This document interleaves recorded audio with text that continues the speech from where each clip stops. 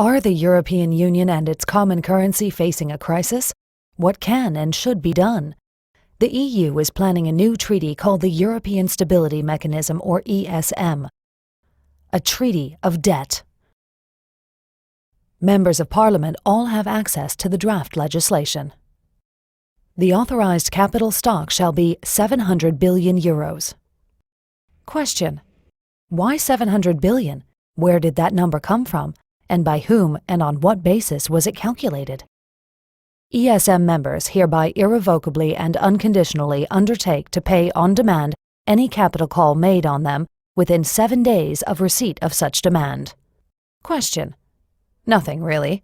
That part is clear. If the ESM needs money, we have 7 days to pay. Taking normal bank processing times into account, that means we have 4 days to write a check. But what does irrevocably and unconditionally mean? What if we have a new parliament, one that doesn't want to transfer money to the ESM? Do we have to pay anyway? The Board of Governors may decide to change the authorized capital and amend Article 8 accordingly. Question: pardon me? 700 billion is just the beginning?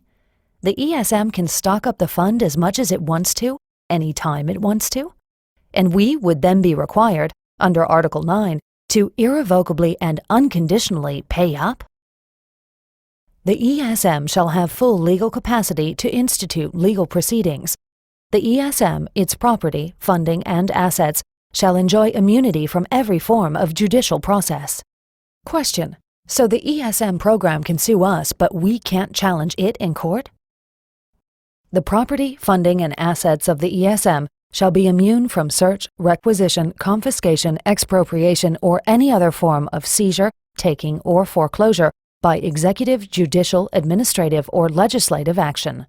Question: immune from judicial action was covered in the last point, but this means neither our governments, nor our legislatures, nor any of our democratic laws have any effect on the ESM organization?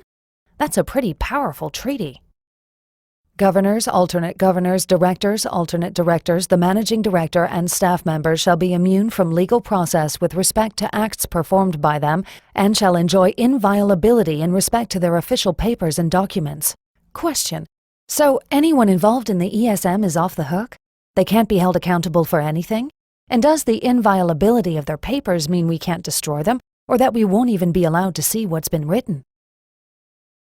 The treaty establishes a new intergovernmental organization to which we are required to transfer unlimited assets within 7 days if it so requests. An organization that can sue us but is immune from all forms of prosecution and whose managers enjoy the same immunity. There are no independent reviewers and no existing laws apply. Governments cannot take action against it.